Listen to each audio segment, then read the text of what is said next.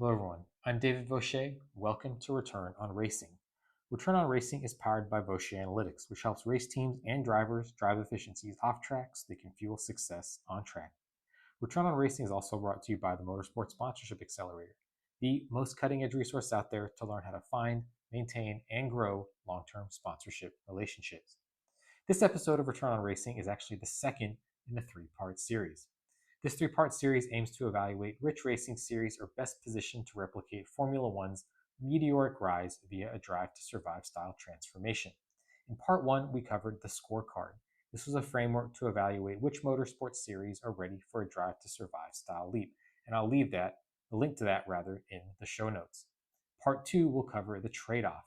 We're going to cover why growing your audience means disappointing your purists. And in part three, we'll take a look at the case study. This is a deep dive into the most viable candidate outside of F1 and what it would take to cross the threshold from not being quite ready to being ready for a full drive to survive style unveiling. And I don't want to spoil it for you necessarily if you haven't listened to part one, so please go ahead and do that. And now that you've come back and done it, I'll say that the WEC, the World Endurance Championship, was in fact the winner of that scorecard exercise. So if you're an exec, sponsor, rights holder, or you're just really into Drive to Survive, this is the series for you. So in part one, as I said, we used an objective scorecard to assess media and market readiness across the biggest global motorsports properties. The result was that only the WEC sat within striking distance of the all-important 4.0 out of 5 benchmark that I had set to make such a leap possible. But readiness isn't just about structure, it's also about mindset. And that's where we'll turn to next. Now, before I continue down the motorsports path, let me take a little bit of a detour.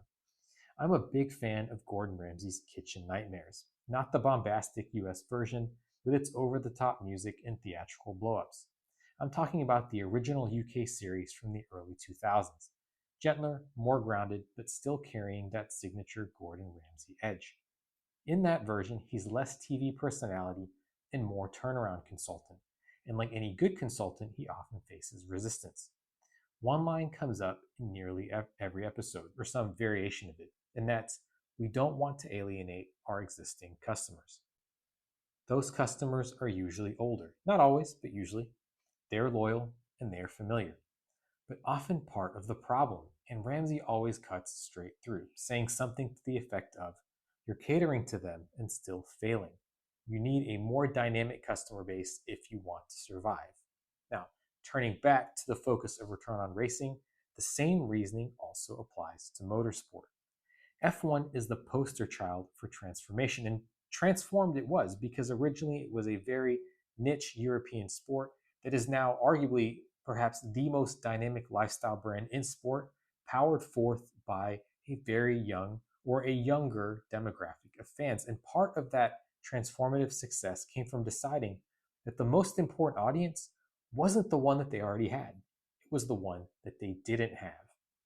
So growth actually has rules, but they're not built on loyalty. So let's break that down. In any business, growth comes down to three levers. You can sell more to existing customers, you can raise prices on existing products, or you can reach new customers in new markets and then basically do the first two to that new demographic fan base. So if your existing fan base could deliver all three, you'd already be growing. So what's the truth? Hardcore fans just don't scale. I mean, if they could, they would have done so already.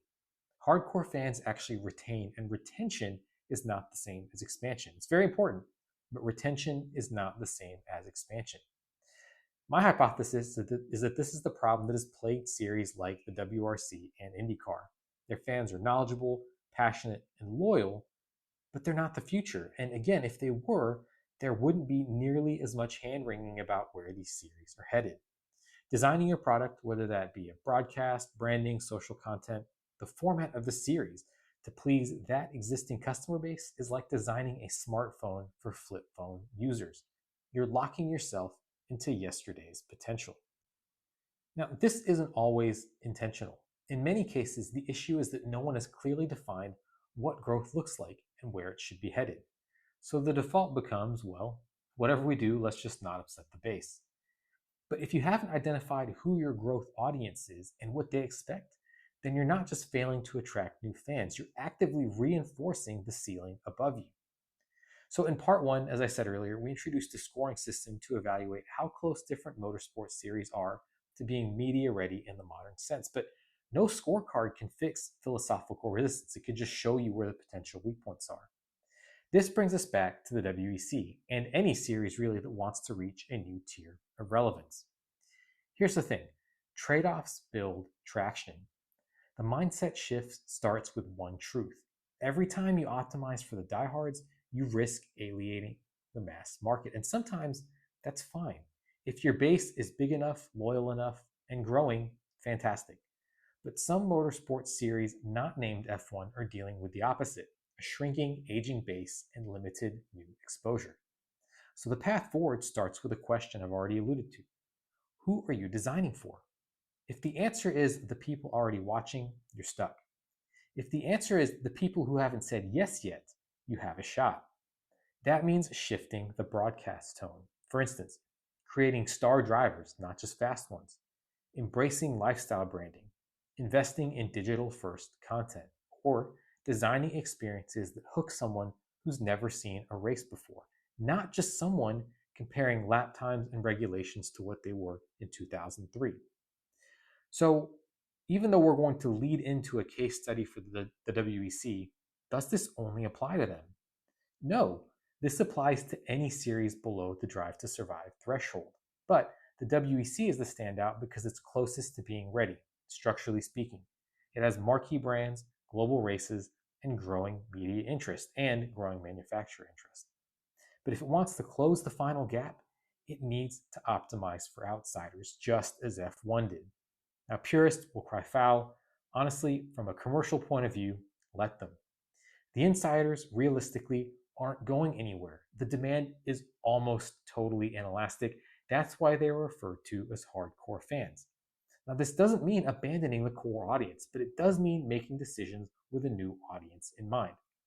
F1 made the trade. It left behind the hardcore fans and became a global icon. Other series now face the same choice, or really the same imperative. If you're serious about growth, that's the road ahead. So here's some parting thoughts for part two. Let's summarize the trade-off before takeoff. If you want to reach new heights, you don't climb with old anchors. Every motorsports series says it wants growth, but very few are willing to confront the trade-offs required to get there. F1 did, and in doing so, it redefined what global motorsport could be. Not just faster cars or better racing, but a premium media property, a lifestyle, a cultural force. That same opportunity is within reach for others. As we saw in part one, the WEC is the only series structurally close to making that leap, but structure is not enough. In part three, we'll apply the principles we just explored to ask, what would it actually take for the WEC to achieve Drive to Survive style relevance? The answers aren't cosmetic, they're foundational, and some will sound quite drastic. But they're exactly the kind of changes that unlock escape velocity. Stay tuned. As always, I want to thank you so much for taking the time to join me here on this episode of Return on Racing. If you enjoyed this and want to get a more constant stream of insights just like these, please consider signing up for the Return on Racing newsletter. You can do that directly from the front page of the Vaucher Analytics website. That's www.vaucheranalytics.com. The Return on Racing newsletter is the weekly newsletter from Vaucher Analytics covering actionable motorsport strategy, cost breakdowns, and sponsor intel, all in less than 500 words. The idea is to deliver quick hit insights that you can use immediately. With that, I want to thank you again for your time. I really, really look forward to speaking with you on the next episode of Return on Racing, which just happens to be the conclusion to this three-part series. Again, I'm really looking forward to it, and I will speak with you in the next episode.